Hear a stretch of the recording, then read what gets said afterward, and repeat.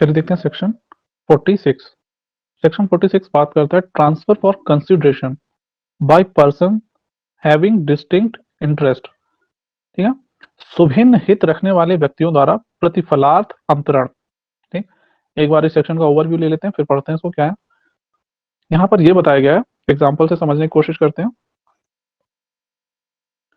एक प्रॉपर्टी है, ठीक है, अब इसमें डिफरेंट इंटरेस्ट रखने वाले पर्सन है। ये मान लीजिए ये प्रॉपर्टी ए को बिलोंग करती है, ये प्रॉपर्टी बी को बिलोंग करती है, ये प्रॉपर्टी सी को बिलोंग करती है, ये प्रॉपर्टी हाफ है, ठीक है, ये 1/4 है और ये भी 1/4 है।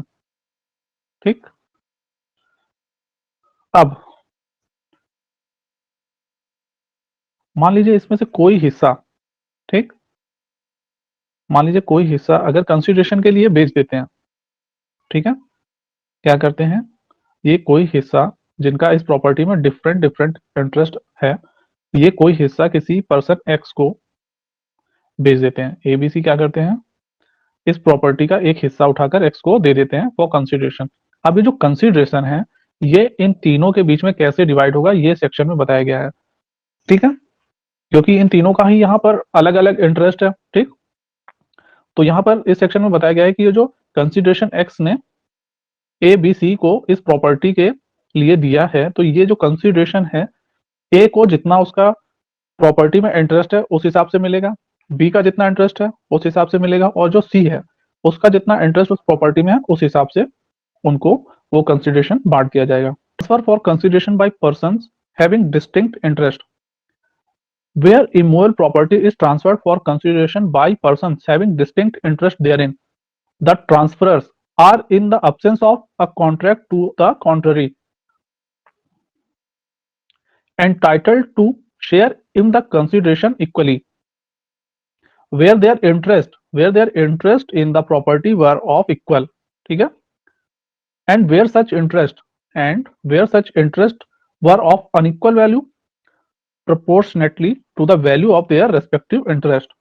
ठीक, इसमें बताया गया है अगर किसी प्रॉपर्टी पर जो पर्सन है उनका जो इंटरेस्ट है अगर सेम है, इक्वल इंटरेस्ट है इस किसी प्रॉपर्टी पर, तो जो कंसिडरेशन होगा वो उनके बीच में इक्वली डिवाइड हो जाएगा। अगर इसका जो इलस्ट्रेशन है वो देख लेते हैं।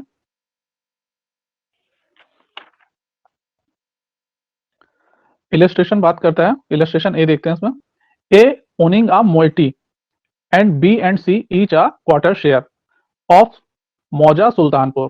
ठीक, ए जो है किसी प्रॉपर्टी का आधा हिस्सा अपने पास रखते हैं और बी और सी उस प्रॉपर्टी में 1/4 हिस्सा अपने अपने पास रखते हैं। ठीक, exchange and 8 share of the mauza for a quarter share of mauza Lalpura. अब वो क्या करते हैं, उस प्रॉपर्टी का 8वां हिस्सा, ठीक है ना, 8th शेयर जो है उस प्रॉपर्टी का 8th शेयर किसी और प्रॉपर्टी के 1/4 शेयर के साथ एक्सचेंज कर लेते हैं। ठीक, there being no agreement to the contrary, और उनके बीच में कोई कॉन्ट्ररी एग्रीमेंट नहीं है।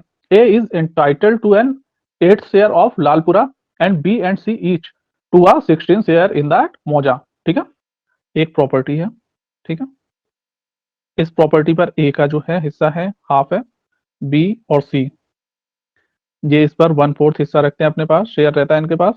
अब ये क्या करते हैं, इस प्रॉपर्टी का ये जो पूरी प्रॉपर्टी है इसका 1/8 हिस्सा, 1/8 हिस्सा किसी और प्रॉपर्टी के, ये कोई प्रॉपर्टी है इसके 1/4 हिस्से के साथ एक्सचेंज कर लेते हैं।